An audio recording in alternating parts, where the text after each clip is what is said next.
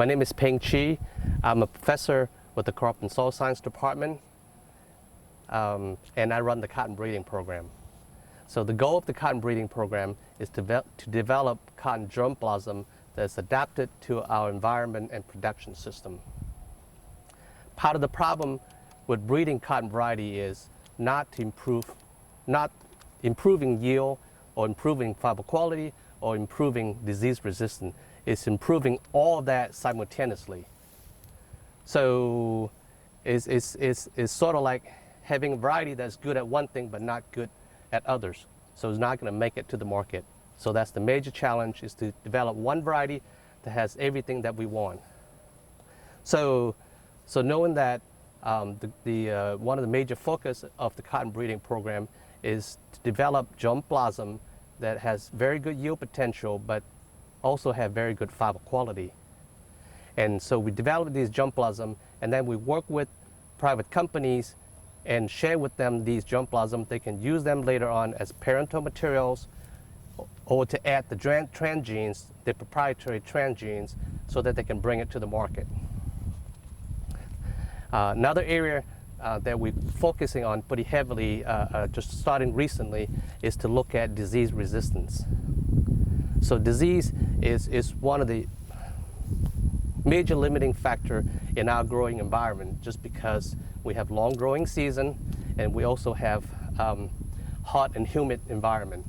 So right now we're focusing on root knot nematode resistance, focusing on fusarium wilt, we're focusing on target spot, area mildew, and more recently also the virus, the new virus that we have here actually in the entire cotton belt.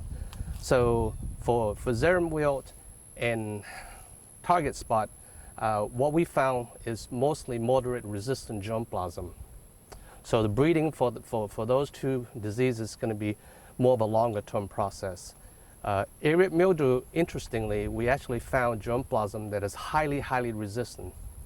And so I think the progress on that particular disease would be a lot quicker in developing materials that could be useful for private companies. The virus is sort of an interesting thing. It's new to us. We know very little about it.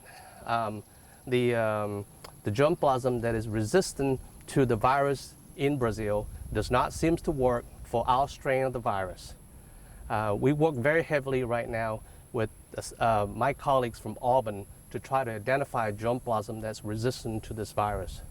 We're making some progress, but it still will be a number of years before we fully understand the implication in terms of how breeding is going to work for developing resistant varieties. One additional area that we work very heavily on is developing genetic markers that associate with these traits. So it doesn't matter if it's fiber quality or disease resistance. From what we have learned working with private company is that just developing germplasm that is unique may not necessarily have they're interested in.